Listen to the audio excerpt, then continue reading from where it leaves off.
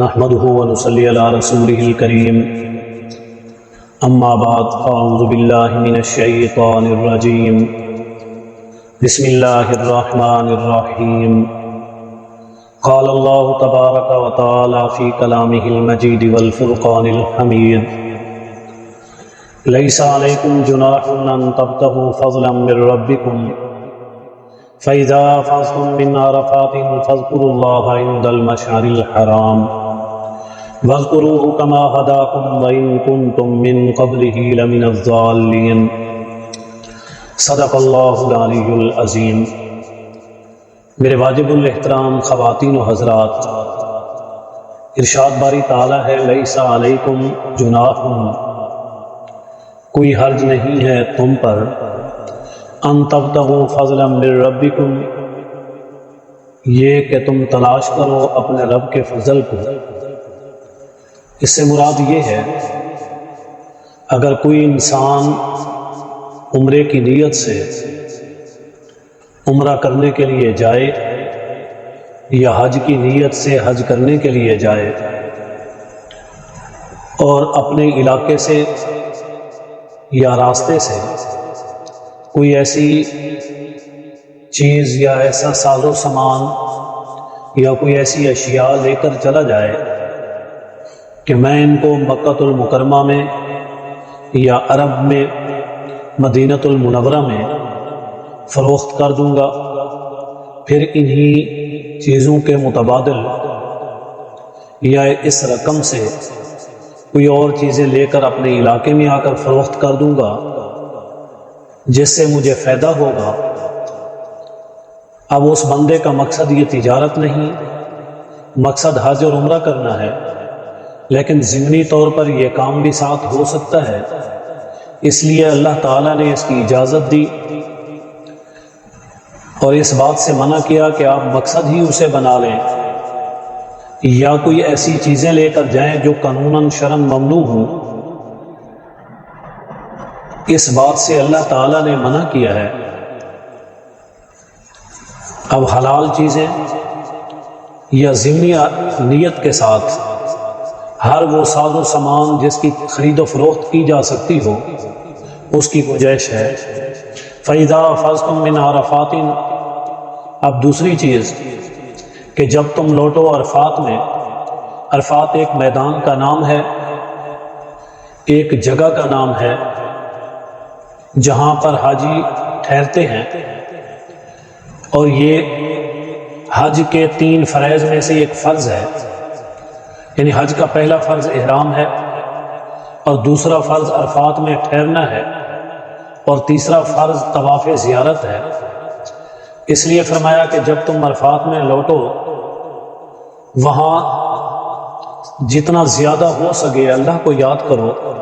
فَاذْكُرُوا اللَّهَ عِندَ الْمَشْعَرِ الْحَرَامِ، اللہ کی یاد اتنی کثرت کے ساتھ کرو۔ بہتر تو یہ ہے کہ کھڑے ہو کر اللہ کو یاد کریں، چاہے نوافل کی شکل میں ہوں یا ویسے کھڑے ہو جائیں، اور اس سے بہتر یہ ہے کہ آپ اللہ کا کلام پڑھیں، کثرت کے ساتھ اللہ کا ذکر کریں، تکبیرات کہیں، اللہ کو یاد کریں جس انداز میں بھی ممکن ہو۔ فرمایا عند المشعر الحرام، اس مبارک احترام والی عزت والی گھاٹی کے پاس، عرفات کے میدان، اور یہ عزت والی گھاٹی جس کو جبل قضا کہتے ہیں، یہ جبل قضا اس وقت عرب امراء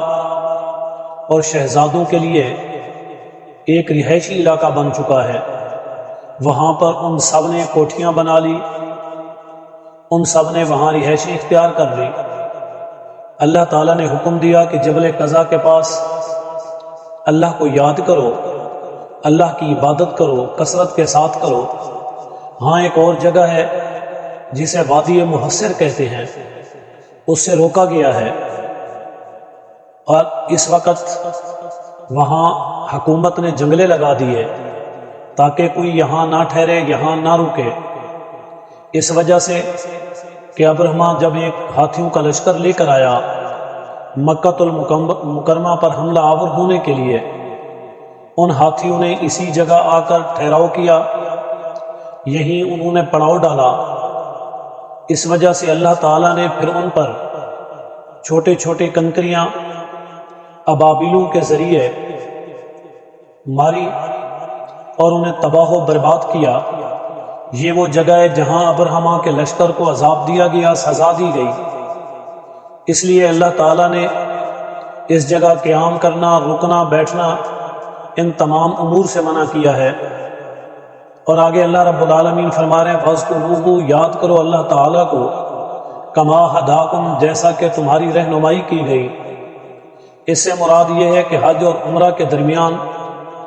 جیسے اسلام نے، شریعت نے جو بھی احکام بتائے، جو طریقہ ہائے سمجھایا گیا،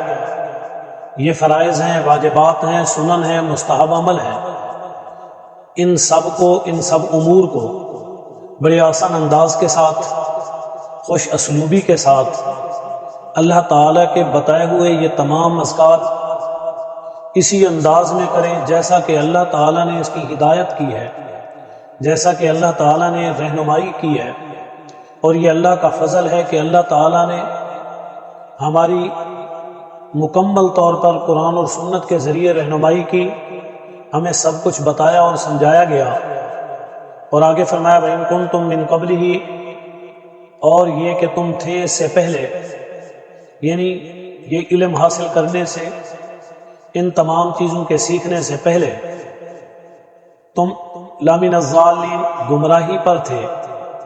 جہالت پر تھے، غلط راستے پر تھے۔ یعنی اللہ تعالیٰ نے اس راستے سے بچا کر، اس گمراہی سے محفوظ کر کے، اس تمام قسم کی نادانی سے بچا کر تمہیں رہنمائی کی، گمراہی سے بچا کر روشنی عطا کی، جہالت سے بچا کر علم دیا۔ یہ تمام چیزیں تمہارے اوپر اللہ تعالیٰ کی طرف سے ہدیت ہیں۔ اللہ نے ان تمام معاملات کو تمہارے لیے اس گمراہی کے بعد ہدایت اور روشنی کا ذریعہ بنایا۔